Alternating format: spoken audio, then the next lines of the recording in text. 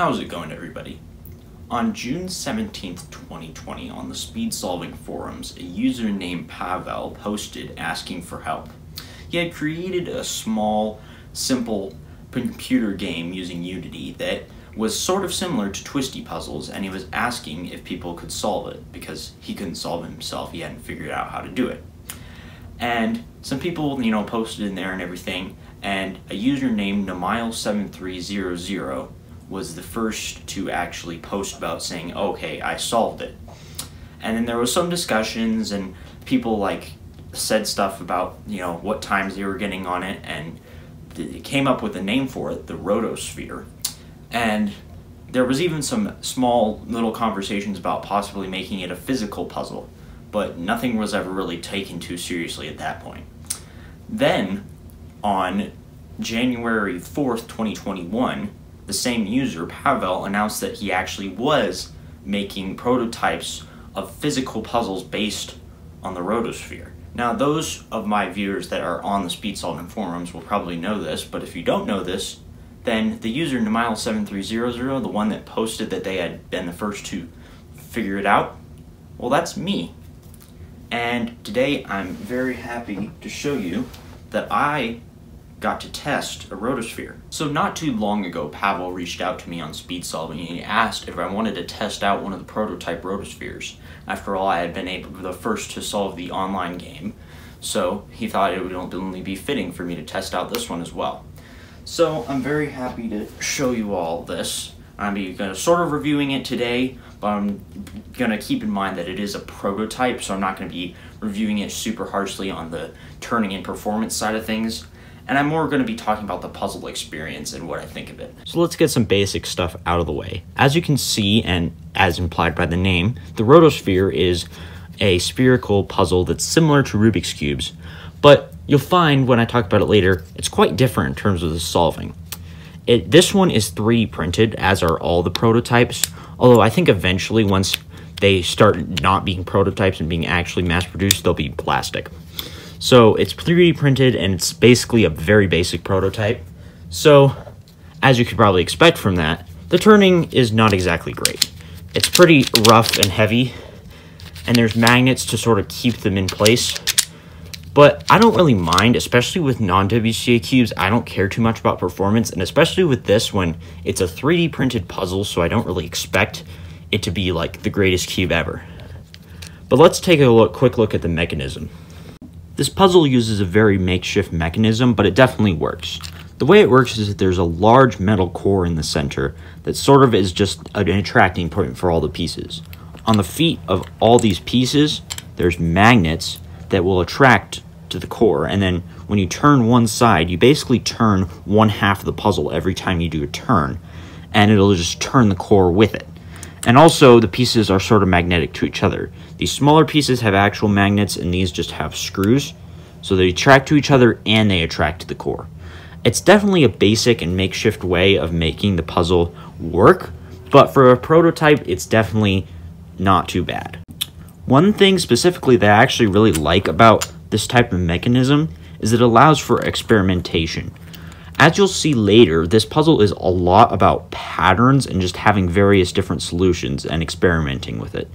And with this core, you can sort of just take pieces on and off as you please, and you can mess around and try and find different patterns and experiment. Which I believe this core is actually going to be sort of phased out in the later prototypes, but still, it's a cool thing. Let's talk about the puzzle experience and the solving. This cube, or puzzle I should say, because it's not really a cube, is very, very fun to solve. It's mostly intuitive, but it is quite challenging. It definitely stumped me a bit when I was first doing it.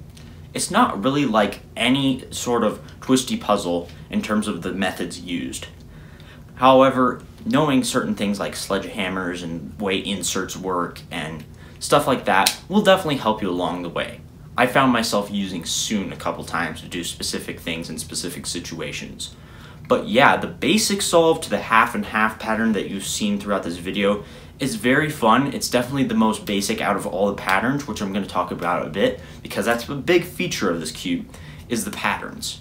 So, and I think that's really what makes it distinct. But yeah, this is some of the best solving experience I've had in a while with a non-WCA cube. It feels like every non-WCA cube is either a shape mod, which there's nothing wrong with shape mods per se, but they are not exactly original in terms of the solving experience, or it's just something that's very similar to other puzzles.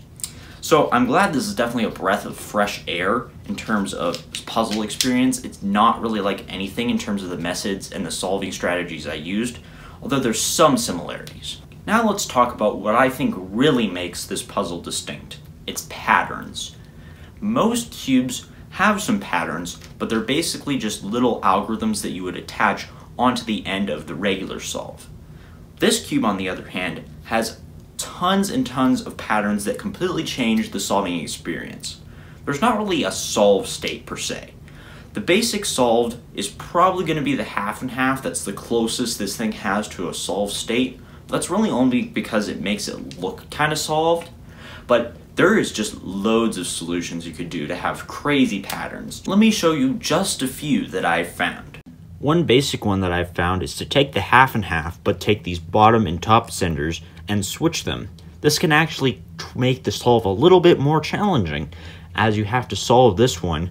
Normally you wouldn't have to do that. You have to use a little bit of intuition and thinking when you're doing the last pieces of this to also solve this.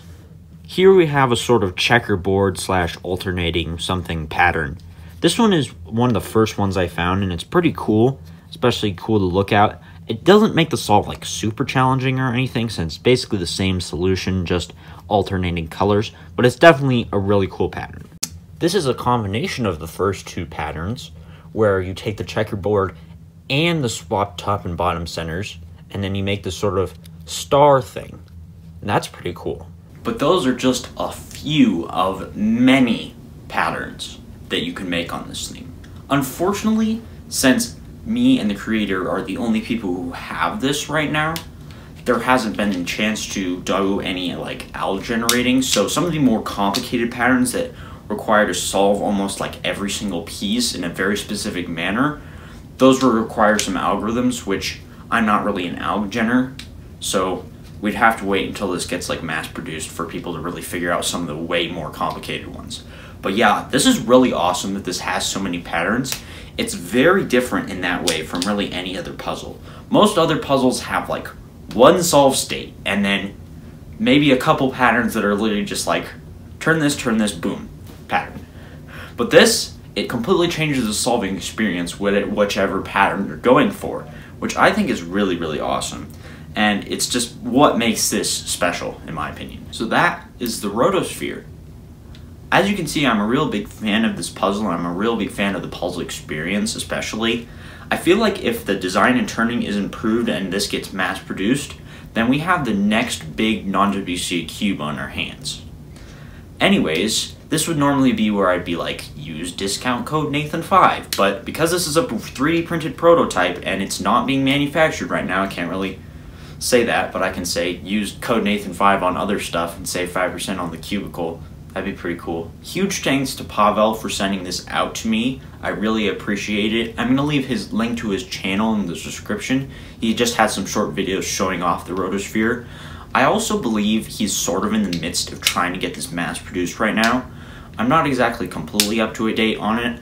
I think there was some points where he's trying to get it endorsed by a big manufacturer like G, but then I think now he's not actually doing that anymore, and I think he's just doing his own Kickstarter. So I think he has a Kickstarter fund, and if he does, then I'll put it in the description. And yeah, anyways, I hope you guys enjoyed this video. I really enjoyed making it, and I really enjoyed testing out the Rotosphere. I hope you all have a good day, and I'll see you later.